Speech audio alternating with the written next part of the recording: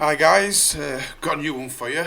There's a lot of changes coming into effect of April next year, new financial year, where the government are going to be cutting a lot of benefits down, especially LCWRA, LCW, ESA, and new claimants of UC, that's Universal Credit. Now, this is happening. It's going to happen, so you can't change this. So I'm going to forewarn as many people as I can over this. The new changes can bring about that some claimants that are claiming now are getting ever they're claiming, the money is going to be halved after April once this review and new enforcement entitlement comes into place.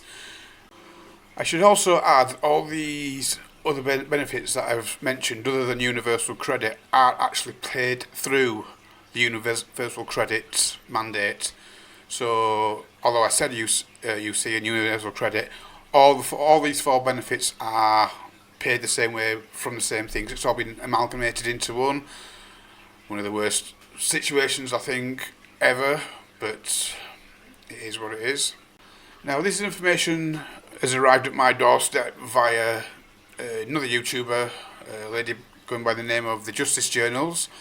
From what I can make out, she used to work for the DWP herself, but there was an incident where she was being bullied at work and harassed to do something. I'm not sure exactly what and what it regards to, but she ended up suing the DWP, winning the case, being awarded some money. So maybe you should, guys, should subscribe to her, look back on her videos, and see what she's on about there and exactly what's going on there.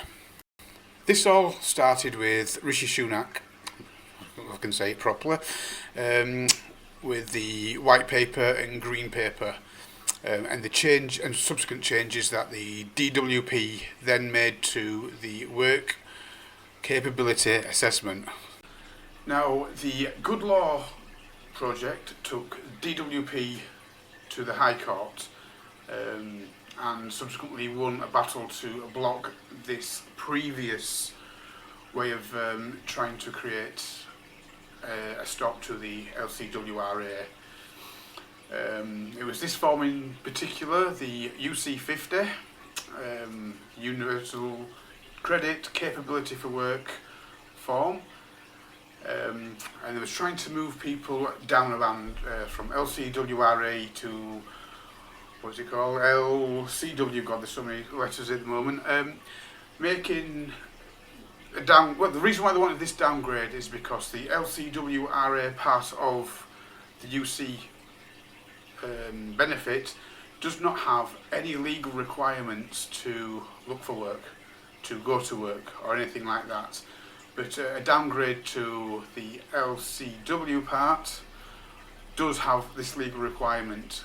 And also, the LCWRA has an extra portion to the benefits, so they get extra money, and they was trying to stop this being paid out to anyone, which would save the government millions, but would create an absolute hellhole for disabled people who genuinely can't work. What this means is that it's not solely just going to affect disabled people or people with long-term illnesses. It's also going to affect everybody else that is actually on UC as part of the work capability part in particular. If people haven't had a job for a long time, what they deem long time is unknown to me, but they'll probably release then. Probably be 6 months plus, from what I gather. And it'll also affect if someone's homeless. Where a lot of homeless people claim universal credit is to have a charity or something like that, or even a friend have a care of address, so they have an address, a fixed abode address, or somewhere where they can be contacted at any time via a letter or a phone call. Most homeless people these days do have a phone, even though it's a basher. They will go and charge it up at certain places like Salvation Army. They offer a lot of them will offer a service for them to eat, to wash, to clean, and to eat. So that will give them all the necessary ways to stay in contact with DWP whilst they are claiming universal credit. The way the DWP are going to enforce a lot of this is through the work groups. And as we all know, if you go to a work group, don't fully comply, or don't attend, or don't do everything they say you need to do for each week, you will get a sanction. That will include work search, applying for jobs, going to interviews, etc, etc. But if you don't have a home, how are you supposed to get a job? It's a bit of a catch-22 situation, and these people, especially the homeless, are going to find themselves in even worse ways around, a worse situation than what they are already, because most employers literally cannot employ someone who doesn't have a home, and to get a home these days is so hard. Now, if you are on UC, it might be, and you don't know what group you are in or what category you fall under, it might be an idea to actually find out from the job centre if you are on the LCWRA, the LCW, or the IWS. The IWS is the Intense Workshop, which is the work groups, which is where they have the most control to sanction you. Now, the LCWRA, or Limited Capability for Work Related Activity, means you do not have to look for work. There's no legal requirement. It means you are incapable of working. This is the part where you get extra money on part of your UC. It's separate from PIP. All this that I'm talking about is all completely separate from any PIP, personal independent payments, awards. So with this one, this is why the government is wanting to stop this one. This is where government are losing a lot of money, because to them it's dead money. They're giving money away to you, and you've got no requirements to actually look for work in any way, shape or form. LCW is a Limited Capability for Work. Now, this doesn't mean you're not completely excluded from work, but it also means that you don't also get the extra payment if you are on the higher band, the LCWRA part. So what that means is that you can work a certain amount of time. You'll have to find that out, because that changes from month to month, and how much you can earn before it affects your UC. I mean, LCW isn't actually it's actually paid by UC, but it's part of UC, and it gets paid through UC. Now, the IWS portion, or the Intensive Work Search group, is where the government deem you as fit and able for work, and you have full legal requirements, if you're claiming UC, to look for work, to apply for jobs, go to interviews, and actually get yourself a job and get yourself off benefits.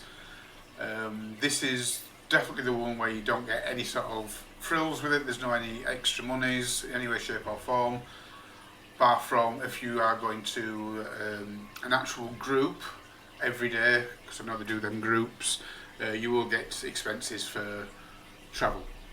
That's literally the only part extra you get. Now, I said earlier that the DWP had lost a case in the High Court. So how the hell are they actually going to carry on with what they want to do? Simple answer is the work capability assessment. They're just going to ditch it completely. It's going to be an individual personalised plan now. So they're just basically ignoring what the High Courts have requested them to do. They're just saying, right, well, we're not going to do that. We're just going to get rid of this form. It's no longer going to be a part of it, so we can still do what we want. We're just telling you to bugger off, basically. This means it's going to be harder to actually not have to look for work, not to be jumping through all the hoops and everything. Things like anxiety will no longer be, it won't be cutting it, it's not going to be extreme enough. It's going to be things like, if you can't mobilise at all, if you're a paraplegic or an amputee or something like that now, it's going to be if you're completely incontinent. It's going to be if you have such bad mental illness you pose a threat to yourself or others if you are out and about trying to do work, to work for someone, to be around people. It's not going to be safe. So things like if you say you can't go out because you're socially anxious, that's not going to cut it no more. They're going to look at that and say, well, you can still do this, you can even work from home if you want to. And I think that's what they're going to try and push a lot of people to try and start working from home.